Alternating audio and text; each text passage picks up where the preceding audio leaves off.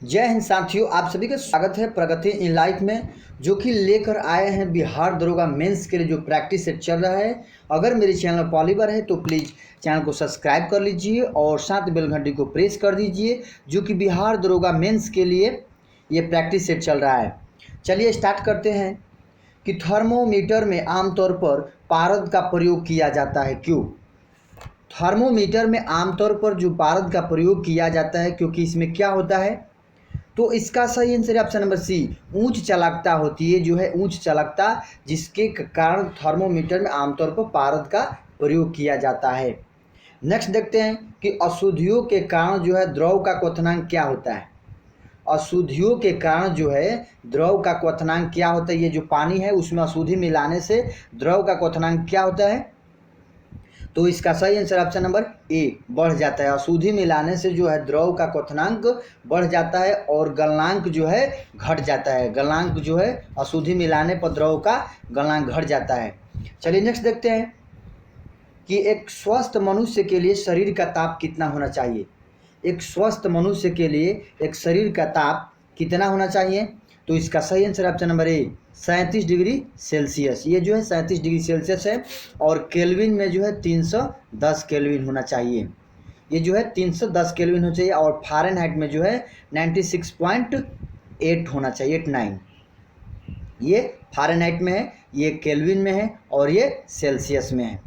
Next देखते हैं कि प्रेशर कुकर में खाना कम समय में पकता है, क्यों? प्रेशर कुकर में खाना कम समय में पकता है, क्यों पकता है? तो इसका सही आंसर है ऑप्शन नंबर सी, ये जो अधिक दाब के कारण जो है उबलते पानी का ताप बढ़ जाता है, इसीलिए जो है प्रेशर कुकर में खाना कम समय में पकता है। चलिए नेक्स्ट देखते हैं कि किसी वस्तु के विशिष्ट ऊष्मा किस पर निर्भर करती है। ये जो है किसी वस्तु की जो है विशिष्ट ऊष्मा किस पर निर्भर करती है? तो इसका सही आंसर है ऑप्शन नंबर ए, पिंड के द्रव्य पर। ये जो है पिंड के द्रव्य पर निर्भर करती है किसी वस्तु की विशिष्ट ऊष्मा। नेक्स्ट देखते हैं, क्वेश्चन है कि गर्मियों में सफ़ेद कपड़े पहनना आरामदेह है, क्यों? ये जो है गर्मियों के मौसम में सफ़ेद कपड़े पहनने से आरामदेह होता है, तो क्यों होता है?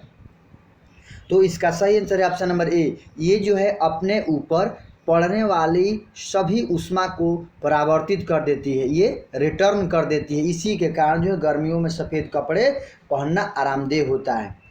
नेक्स्ट देखते हैं कि खाना पकाने के बर्तनों के नीचे का बाहरी हिस्सा काला क्यों छोड़ा जाता है।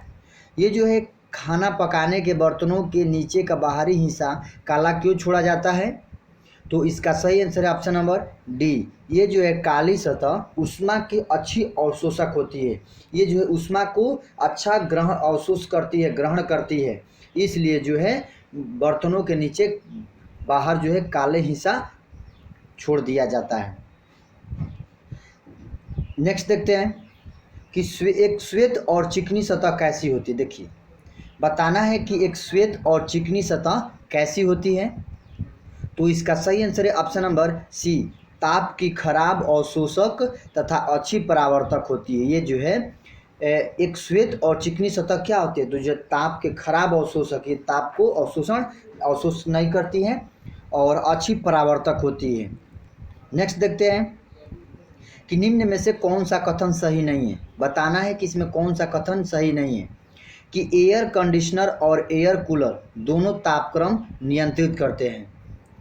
ये जो है एयर कंडीशन और एयर कूलर दोनों तापक्रम को नियंत्रित करते हैं, ये तो सही है, दोनों तापक्रम को नियंत्रित करते हैं। कि एयर कंडीशन तथा एयर कूलर दोनों आर्द्रता नियंत्रित करती है, ये भी सही है। ये जो है एयर कंडीशन एसी और एयर कूलर ये दोनों आर्द्रता नियंत्रित करती है, ये भी सही है। और एयर कंडीशनर आर्द्रता नियंत्रित करता है, परंतु एयर कूलर आर्द्रता नियंत्रित नहीं करती है, गलत। ये दोनों आर्द्रता नियंत्रित करता है। ये जो है एयर कंडीशनर आर्द्रता नियंत्रित करता है और ये जो है एयर कूलर भी आर्द्रता को नियंत्रित करता है। तो ये ऑप्शन नंबर 3 गलती है और दोनों वायु की गति नियंत्रित करते हैं, ए बी डी सही है। ए बी और डी ये तीनों सही है। एक थर्मामीटर जो 2000 डिग्री सेल्सियस मापने हेतु उपयुक्त हो वह है। देखिए, एक थर्मामीटर जो 2000 डिग्री सेल्सियस मापने हेतु मापने के लिए प्रयोग किया जाता है वह कौन सा है? तो इसका सही आंसर है ऑप्शन नंबर सी, पूर्ण विकिरण पायरोमीटर के द्वारा जो है 2000 डिग्री सेल्सियस मापने के लिए प्रयोग किया जाता है पूर्ण विकिरण पायरोमीटर का। नेक्स्ट देखते हैं कि जब सीले बिस्कुट को थोड़ी देर के लिए प्रिज्म के अंदर रखा जाता है तो वह कुरकुरे हो जाते हैं, क्यों? ये जो है जब सीले बिस्कुट को थोड़ी देर के लिए प्रिज्म के अंदर रखा जाता है तो वह कुरकुरे हो जाते हैं, क्यों हो जाते हैं? तो इसका सही आंसर है ऑप्शन नंबर बी, प्रिज्म के अंदर जो है फ्रिज के अंदर आर्द्रता कम होती है और इसलिए अतिरिक्त नमी अवशोषित हो जाती है। ये जो है फ्रिज के अंदर आर्द्रता कमी होती है, इसलिए अतिरिक्त नमी अवशोषित हो जाती है। नेक्स्ट देखते हैं कि शीतकाल में एक मोटी कमीज की अपेक्षा दो पतली कमीजें हमें अधिक गर्म क्यों रख सकती है? बताना है कि शीतकाल में एक मोटी कमीज की अपेक्षा दो पतली कमीजें हमें अधिक गर्म क्यों रख सकती हैं? तो इसका सही आंसर है ऑप्शन नंबर सी, दो कमीज के बीच वायु की प्रतिरोधी के माध्यम के रूप में काम करती है, जो है वायु को रोकती है। दो कमीज के जो बीच है प्रतिरोधी के माध्यम के रूप में काम करती है। नेक्स्ट देखते हैं कि निम्नलिखित में से किसकी ऊष्माधारिता अधिक है? बताना है कि किसकी ऊष्माधारिता अधिक है।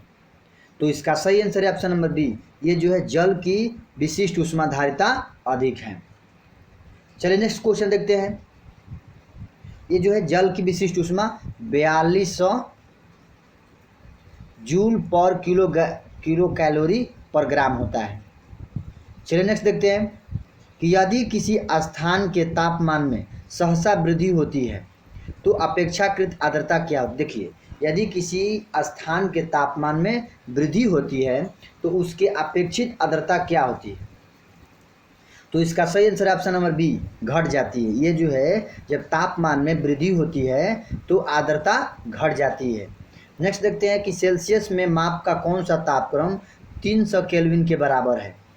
बताना है कि कौन सेल्सियस के मापक्रम कौन सा तापक्रम जो है 300 केल्विन के बराबर है? तो इसका सही आंसर है option number B, 27 degree Celsius जो है 300 केल्विन के बराबर है। ये जो है 27 डिग्री सेल्सियस 300 केल्विन के बराबर है।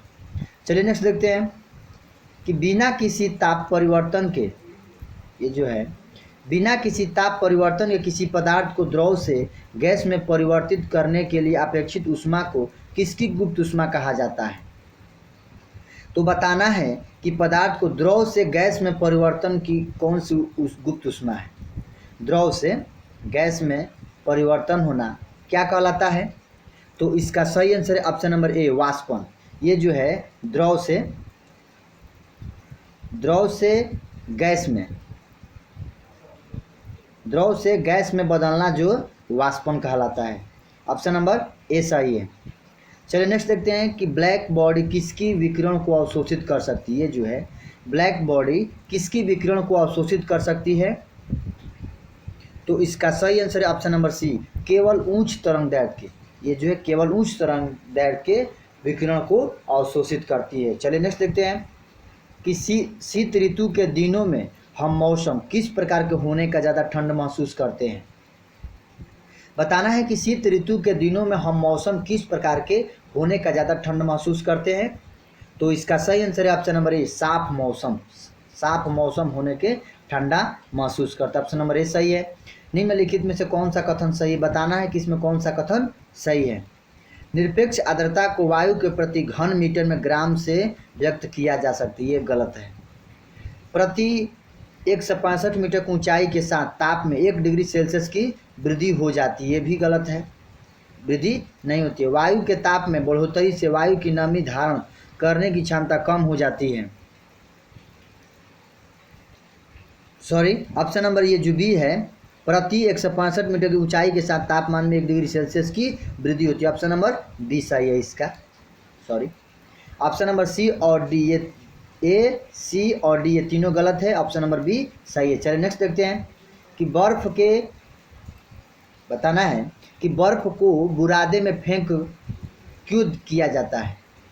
ये जो है बर्फ़ को बुरादे में पैक क्यों किया जाता है? बताना है कि बर्फ़ के बुरादे को पैक क्यों किया जाता है बुरादे में।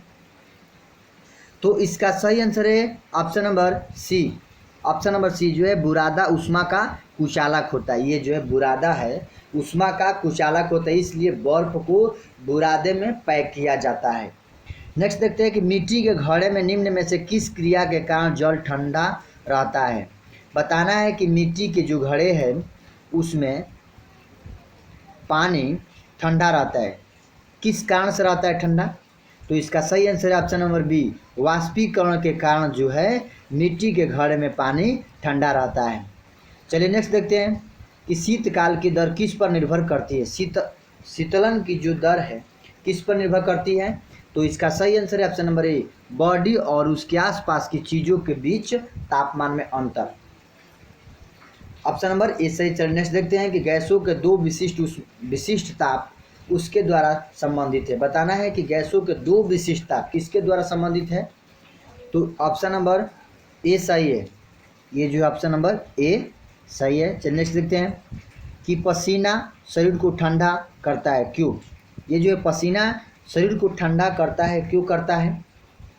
तो इसका सही आंसर ऑप्शन नंबर बी, वाष्पीकरण के लिए गुप्त ऊष्मा की आवश्यकता होती है। तो ऑप्शन नंबर बी सही है। दोस्तों मुझे उम्मीद है कि वीडियो आप लोगों को अच्छा लगेगा। ये जो बिहार दरोगा मेंस के लिए प्रैक्टिस सेट लूसेंट ऑब्जेक्टिव से चल रहा है। अगर मेरे चैनल पहली बार है तो प्लीज़ चैनल को सब्सक्राइब कर लीजिए और साथ बेल घंटी को प्रेस कर दीजिए, जो कि वीडियो डेली अपलोड होता है और शाम में भी एक वीडियो अपलोड होता है। चलिए जय हिंद, जय भारत।